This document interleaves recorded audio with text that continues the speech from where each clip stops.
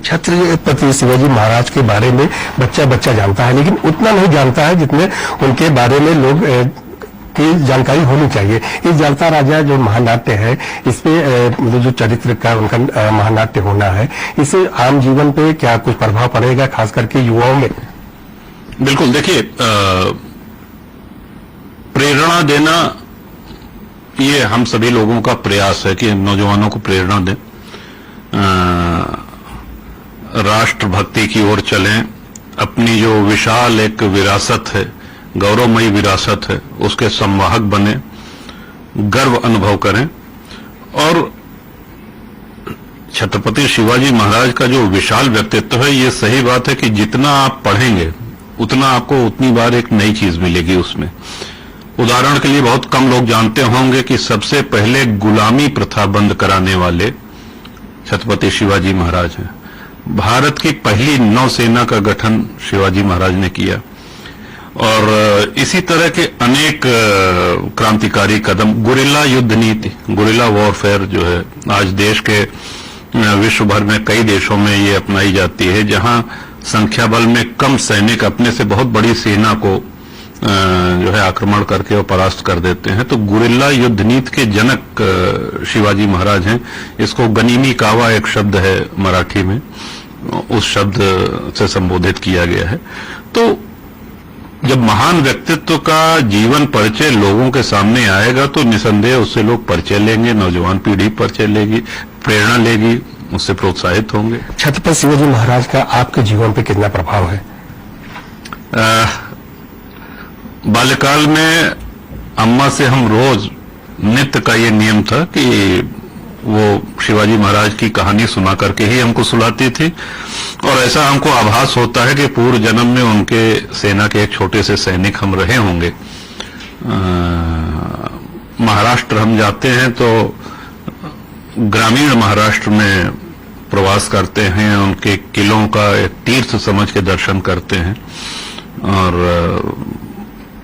पूर्व जन्म का ही कोई लगाव है और उसको शब्दों में नहीं कहा जा सकता। भैया, इधर काफी दिनों से जैसे स्टालिन का एक बयान आया सनातन को लेकर के, सनातन को नष्ट कर देना चाहिए, कोरोना बीमारी ऐसी है, क्योंकि आपका लंबे समय से सामाजिक उठा है, और साथ साथ में सनातन को लेकर के भी आपके पूरे सक्रिय, आपके घर का नाम भी रामायण है, तो समय समय राम कथा वगैरह भी आप कराते रहे हैं।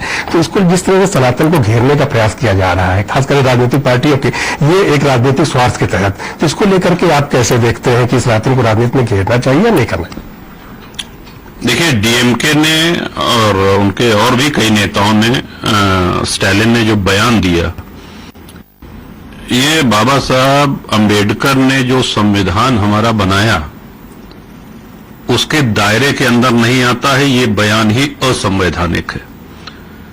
आप किसी जाति को, आप किसी धर्म को, आप किसी संप्रदाय को नष्ट करने की बात कर रहे हैं, और दुर्भाग्य ये है कि जो बहुतायत है यानी बहुसंख्यक है, उनको आप नष्ट करने की बात कर रहे हैं। हमने ट्वीट भी किया था इस पे कि दो व्यक्तियों में अंतर विरोध हो सकता है, वैचारिक वैमनस्यता हो सकती है, विचारधाराओं का भी अंतर हो सकता है। आप देखिए, लोकसभा में, विधानसभा में लोग अलग अलग विचारों के आते हैं, चुन के आते हैं, लेकिन उनका काम देश हित ही में काम करना और जनसेवा करना, यही मुख्य काम होना चाहिए।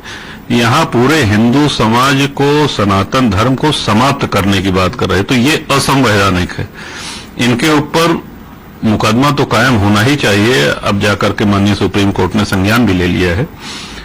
इस पार्टी की सदस्यता जो है वो रद्द होनी चाहिए। चुनाव आयोग का ये दायित्व है कि जो भारत में राजनीतिक दल हैं वो संविधान की मर्यादा के अंदर रह करके ही काम करें, उसके अंदर ही बयान दें।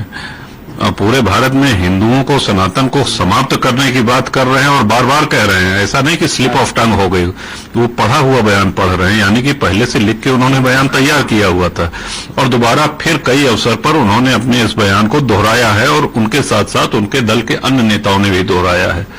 तो उनको कोई गलतफहमी नहीं है, वो बार बार अपने उस बयान को दोहरा रहे हैं कि भारत से सनातन और हिंदुत्व को, हिंदुओं को समाप्त करना है। अच्छा, वो इंडिया गठबंधन का हिस्सा भी है और राहुल गांधी जाकर मंदिरों में जनेऊ भी पहनते हैं, तिलक भी लगाते हैं, तो इंडिया गठबंधन का एक तो विरोधाभास है कि सनातन धर्म को खत्म करना है, वहीं उसके गठबंधन के दूसरे नेता जनेऊ भी पहनते हैं, मंदिर भी जाते हैं, तो कहीं इसमें मतलब राजनीतिक कहाँ तक आपको लगती है, मतलब इस तरह की राजनीति होनी चाहिए या इस तरह का गठबंधन होना चाहिए कि नहीं होना चाहिए?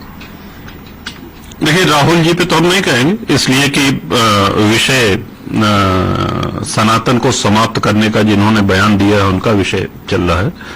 लेकिन हां, इंडिया गठबंधन के जितने घटक हैं, जितने दल हैं, उनको इस बात पे पुनर्विचार करना चाहिए कि खुलेआम सनातन को समाप्त करने का जो दावा कर रहे हैं, बात रख रहे हैं, अपनी हार्दिक इच्छा प्रकट कर रहे हैं,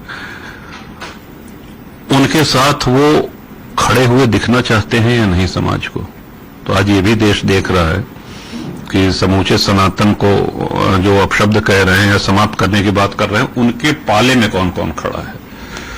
और एक जागरूक के भांति भारत के हर मतदाता को, और हम तो ये कहेंगे कि सिर्फ हिंदू ही नहीं, अन्य संप्रदायों के लोगों को भी इसमें मुखर होकर के आगे आना चाहिए।